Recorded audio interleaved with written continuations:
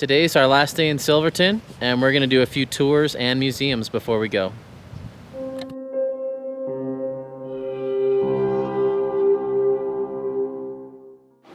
This morning, we're at a San Juan County Historical Society museum here in Silverton. Silverton began in the 1860s when they discovered gold here, and it was so prosperous, it was such a rich and technology forward-thinking town. It was the second town or city in the US to have AC electric power. I think that's pretty awesome. This is the jail. We're gonna go check it out. Wow, that is so cool. I don't think that's where the prisoner slept. Although it does have one of those little food things. Huh. Who knows? This main floor that we're on is where the sheriff and his family lived. This looks like it was the infirmary to me. So the gurney, wheelchair, a seat with a hole in the bottom of it. Don't ask me what that's for. That looks like a casket, coffin thingy. Look at those tools. This roulette table is from Silverton originally. It was in one of the saloons on Blair Street. So we know there was some gambling going on. Check out these sweet levers. Oh my goodness. Metal floors. Man, this thing is solid. It's crazy how this thing with the jail cells is like modular, just bolted to the room. Like they just had it shipped in from Iowa or something. Sink and toilet. Oh wow, we've actually got a ball and chain in here. Oh my goodness. That's heavy. That's probably 30 pounds, maybe 40. Wow. Oh wow. This is the assay lab. They use this space to determine the kind and amount of metal available in a given sample. This is the diamond core drill. It had a diamond tip blade to drill core samples into the earth so they could later study it to find out what kind of minerals were in there and if it'd be worth opening a mine there to mine for gold or silver. This is one of the coolest mineral displays I've ever seen. You look at where a lot of these samples came from. There's ones from Mexico, Africa, different US states, Australia. Yeah, this looks like all the yellow cake we see in Moab. Yep, Marysville. Minimum wage back then was $4 a day. This is how the hat started. It was a felt hat, then treated canvas, then canvas, then a hard hat, plastic hard hat, and that's a 1930s hard hat. This museum's incredible, bigger than I thought, and tons of cool stuff if you like mining history. This is a little replica of what the mine would have looked like. So they would drill holes in the wall, the end of the mine shaft, and then they would load it with explosives, and then they would pick up the rubble with hands and shovels, and then later on with big scooping machines. This is the repair shop for all the drills. Hammer wrenches used on compressors and crushers. Look at the size of that wrench. Man, I thought using an RV toilet was rough. That's just a composting toilet. Seriously, we cannot overstate how cool this museum is. All that stuff downstairs was pneumatic. Here's all the steam engines. No suspension there. That was not a comfortable ride, although the seat has a little bit of suspension. Oh, you're good then. There you go. That one had There's some suspension. springs. That is the tram system that the rail cars would come in on. Wow. This is a two-man chainsaw. So someone would be over here like, ring, and then someone else would be over here, and they'd be like, ring. Wonder how many hands were lost on that. That is crazy.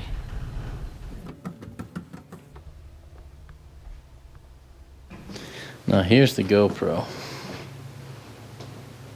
It's pretty amazing how many of these brands have been around for a long time. There's C&H, Kingsford's cornstarch, Lipton, Briar Rabbit, Shilling, French's. I love seeing these ore carts up here. Here's the cross sections of the cables they would use. So these are a track and they don't move, they're just clamped there, and the wheels would go along those. This thing's moving and that little mechanism would grab it. When it gets to where it's going, the lever would open and it would stop and the cable would keep going. Oh, sweet. The phone switchboard. I want to touch that so bad. Out of 10, how would you rate that museum? Oh, like 9 or a 10. Like it was, That was a 10. Really great museum. Yeah. Really good. Now we're gonna go tour inside of a mine. I'm excited.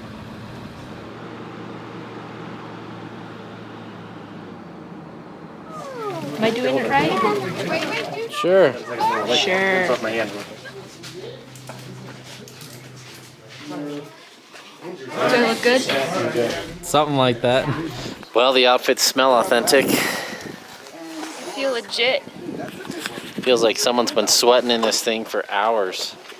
Ugh. Thank you very much.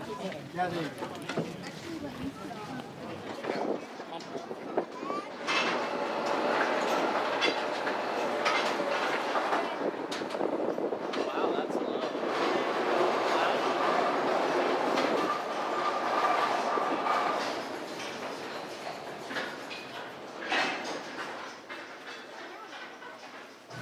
That was a sweet ride in.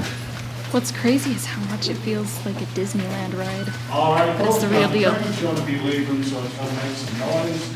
We were debating if we wanted to spend the $40 and come in here. It's already worth it. This is sweet. All right, guys, now, what we're basically gonna talk about here is drilling. Now, drilling is a very big part of mining in this harbor. Drills, all these drills run at about 95 to 105 decibels. They're very loud, so be ready for that. Okay? Now here we go, and I'm just going to run it for a few seconds.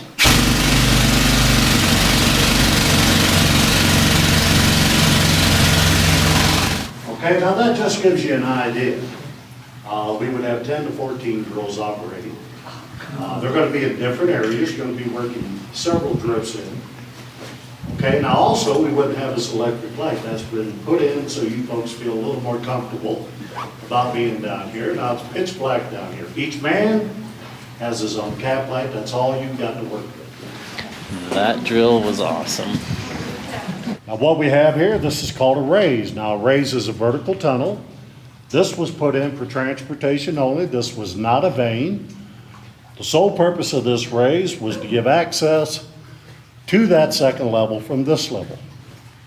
Now the distance from here to just the second level is right at 61 stories, straight up here. Now down this way behind me, if you have a good look, this is actually far more accurate working conditions. But you add this to the rest of the conditions I told you about. And you get a pretty good idea what it's like to be down here for an entire ship working here. So are they standing in water when they're working? Absolutely. Just like this?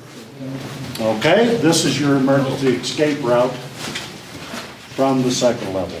So that meant if your cage broke down, you had the option. You imagine being 30, 40 stories up, climbing down on nothing more than a wet wooden ladder. That should give you something to think about there. Now this is an ore chute. Back your ore train in. Start with the first ore car behind your locomotive. You'll load right here. You're going to have a whole string of empty ore cars sitting on the side rail at some point. Bring one car at a time, place it behind the mucker, and you just start loading. Okay?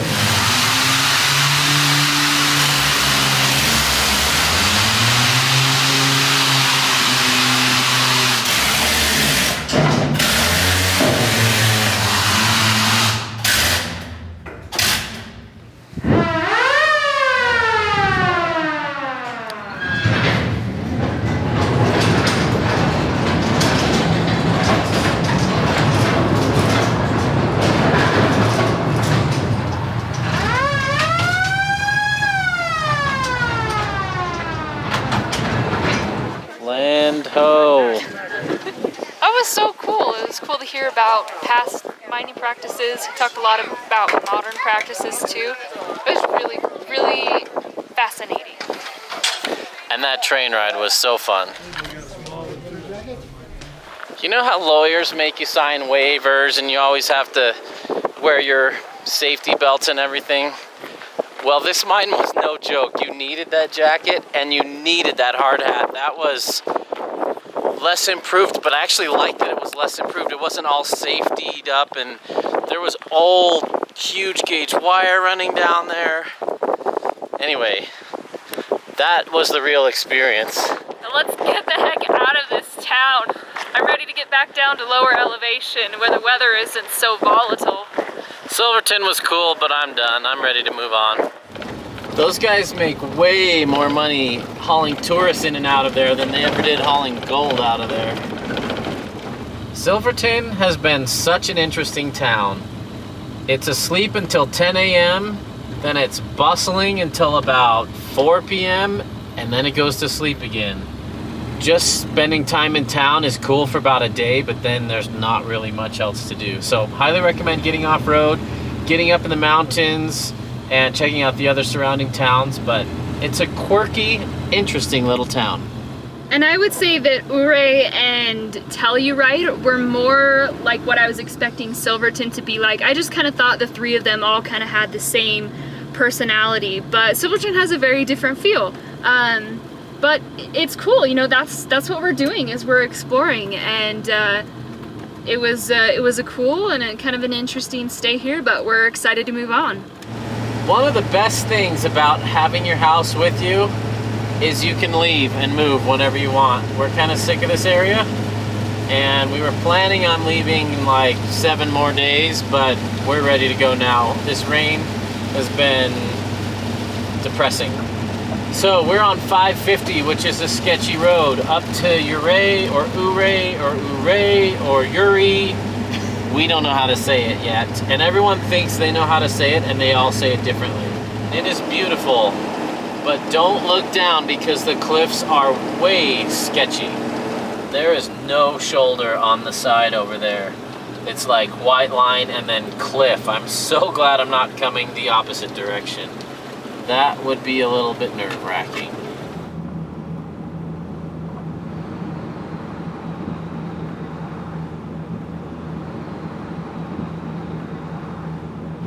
Hot Springs Pool and Fitness Center. That's where I'd stay if I were staying here. That looks fun. Right by the visitor center. We'll remember that next time.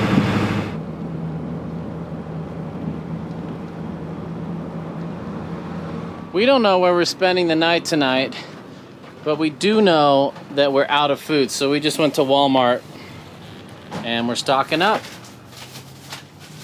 We're in Montrose, Colorado right now. Just had dinner. And we don't want to stay here yet. We want to get a little bit closer to Crested Butte, see if we can go mountain biking up there this weekend. So we're going to drive to Gunnison, which is a little over an hour away. See if we can find a rest stop or a boondocking spot, or heaven forbid, a Walmart to spend the night in. I got to get a bunch of work done tonight. So I got to be in Signal when we stop.